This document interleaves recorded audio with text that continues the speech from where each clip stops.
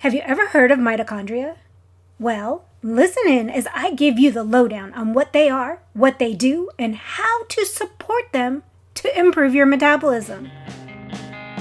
Are you struggling to keep your head above water and brushing aside how you physically feel? You know you need to do something to feel better, but what? Nothing's working and you're about to give up. I hear ya. I'm Jolene, a nutritional therapy practitioner, a wife, and a furry guardian. Like you, I let my work and everything else get in the way of health, often chasing skinny instead of health until I learned how the body worked.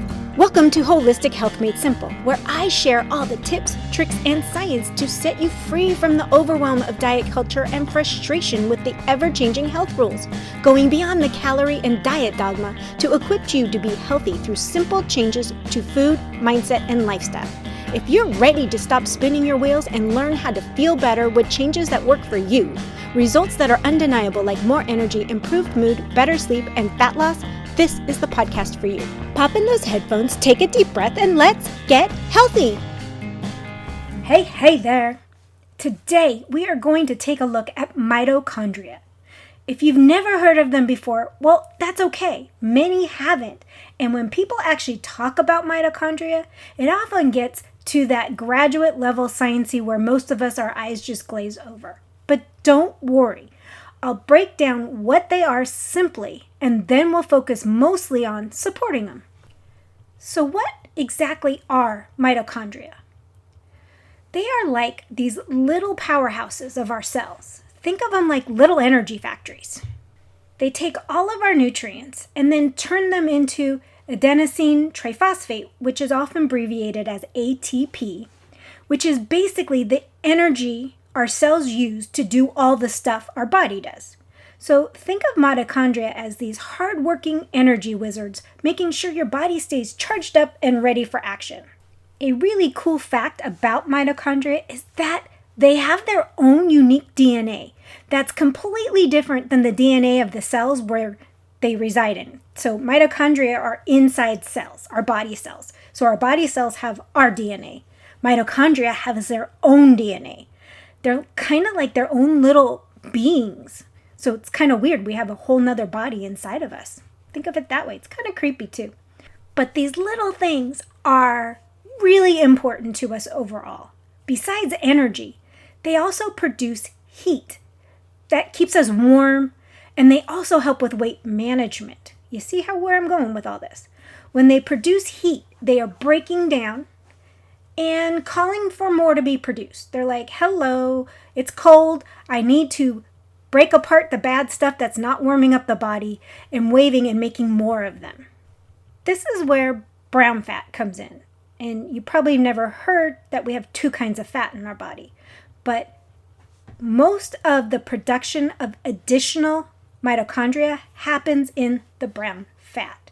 So let's get back to what brown fat is. We have two types of fat inside of us. So we've got white fat, which is the common fat that we all think about. It's the stuff that's really close to the skin, and it's basically where all our excess energy is stored. So when we're looking to lose fat or shed weight, it's the white fat we're looking to lose. We're looking to shed all of that because that's where the problems arise. That's also our visceral fat. White fat is visceral fat and the stuff close to the skin, your stomach, your thighs, where all the dimples are. So think of that as not bad fat, but the fat we're trying to lose. Then we have brown fat. Brown fat accumulates mostly around the back of the neck, the upper back, and around vital organs. Now, when I say vital organs, I'm not talking about the visceral fat that we just talked about, which is white fat. Brown fat is different. Its location near all the vital organs allows it to contribute to maintaining a stable internal temperature and potentially protecting organs from extreme cold. Brown fat is your body's own little thermostat. It helps maintain temperature by producing calories and also by producing heat through a process called thermogenesis. Now, we don't have to really go into anything like that, but think of brown fat as a protective layer around our organs. It generates heat. It also helps burn up calories. So think of it that way. Brown fat is kind of like good fat. White fat, too much white fat is bad fat. That's the fat we want to get rid of or convert into brown fat. We want brown fat. Okay? I know It's hard to admit that we want a certain amount of fat on our bodies, but our bodies do require to have a certain amount of fat. So you might be thinking, why do I actually need to know all this? Well, bottom line is you might not.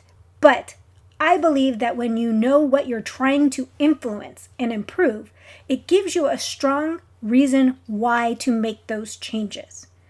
You want to get healthier. You want to achieve and maintain a healthy weight. Well, having the knowledge of why we're changing things, how the body works, will help strengthen your reason why to make these changes.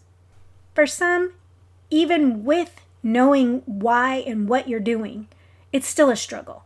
Doing it alone for many is a struggle. So why not join a community to get you set up on the right foot forward? Would you rather just work on the habits of eating clean, moving your body? Well, then head on over and sign up for the waitlist for the next Clean Eating Challenge, where I will combine clean eating, moving your body, and habit building all together. The next one's going to start in a couple weeks, so you're going to want to sign up now so that you get first notified of when it's going to happen.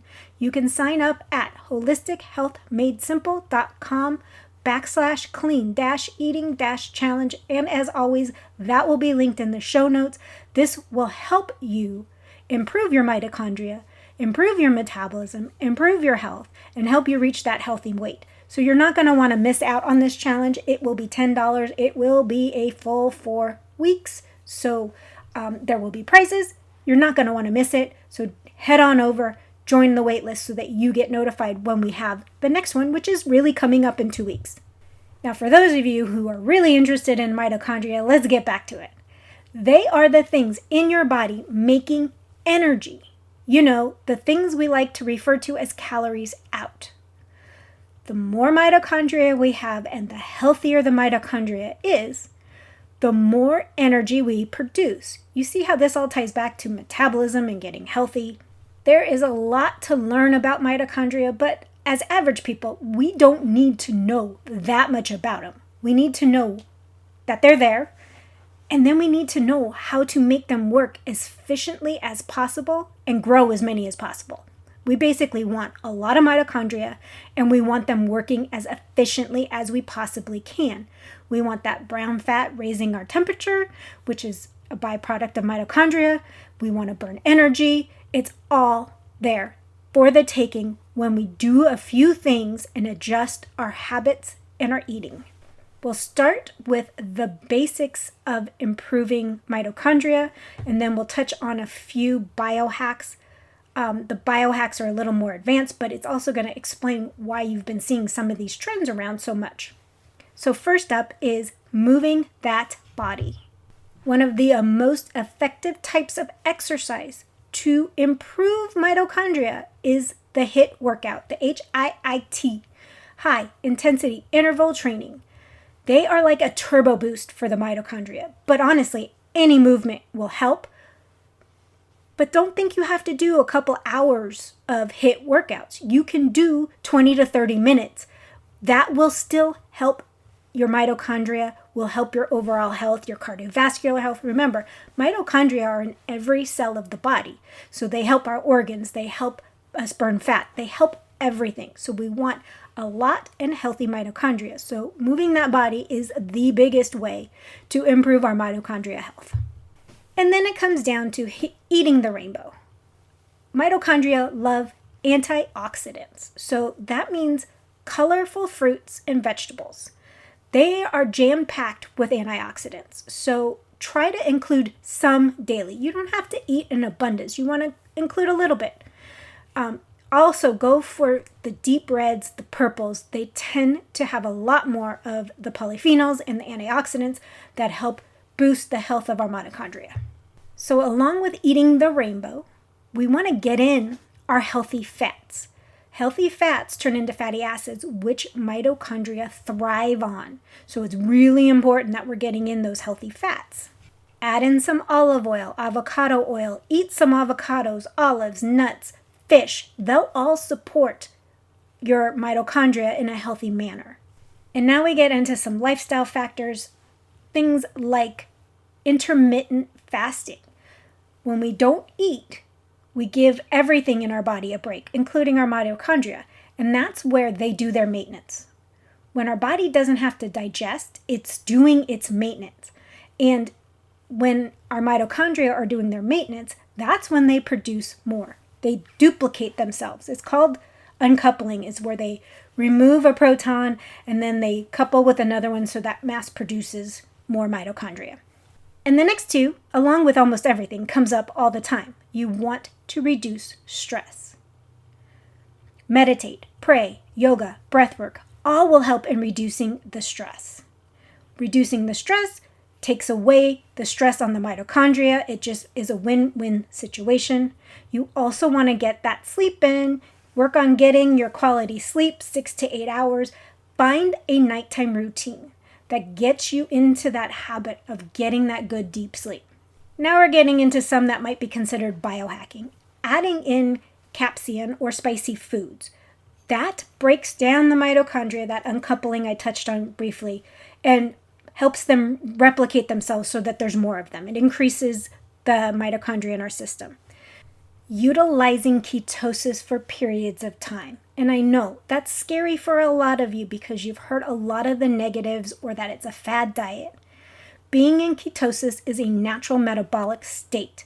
Your body should technically be able to flux in and out of ketosis, basically going from a fat burner to a carb burner rather easily. So getting into ketosis for periods of time, it will encourage the production of more mitochondria. It increases your metabolism. So it's a win-win all the way around. Now, you don't have to stay in it forever. There's a lot of myths about ketosis, and maybe that's a podcast for another day, but you can fluctuate in and out or flex in and out, so that you get the best of all worlds. And that's what we want our body, is to have the best of everything. The last one is definitely a biohack. It is cold exposure or cold plunges. This, people, is why so many are doing these cold plunges. You see them jumping in ice baths or telling you to take cold showers. It's for multiplying mitochondria. It basically helps turn white fat brown. I don't know if there's any studies on it. That's what I've heard. But it is known to help multiplying the mitochondria, which probably does give you a little bit, or does a little bit in turning white fat brown. So it's not bad, but it's not for the faint of heart. Diving in an ice bath is kind of not fun, at least on my path. Taking a shower and having the last couple minutes in the morning cold is beneficial. Now, you might be thinking, what the hell? You just told me don't worry about cold plunges and then you're telling me to take a cold shower. No, take your normal warm shower when you get up in the morning. Take 2 to 3 minutes at the end of the shower, throw it on cold, but build up to it. Do 20 seconds, 30 seconds, and then keep building up to it. All the way on cold. Drench it over your body. Stay in there. That actually does 2 things. It helps with your thermostat, your internal thermostat, or the brown fat. It's like the cold exposure I was talking about. That's one of the things. But what it does is, you might be thinking, I'm cold in the morning, I don't want a cold shower. By turning on your thermostat, it actually warms your internal body temperature, so you get warmer faster, which seems counterintuitive, but it's actually how the body works. So it's kind of weird. So there you have it, the mighty mitochondria, ways to get more and keep them healthy. That's what we want. It's all about creating a healthy lifestyle that is friendly to the efficiency and production of mitochondria. And on that note, friends, I will see you next time. Bye. Thanks for listening in today. I hope you got some nuggets to take on your health journey. Remember, this podcast is for educational and entertainment purposes. No medical advice is being given. By listening to this podcast, you agree to the full disclaimer, which is linked in the show notes. If you found this podcast helpful, could you take 30 seconds and leave a review? Your feedback means the world to me, and it helps others discover my show. Once again, thank you for being part of my community. Until next time, have a blessed day.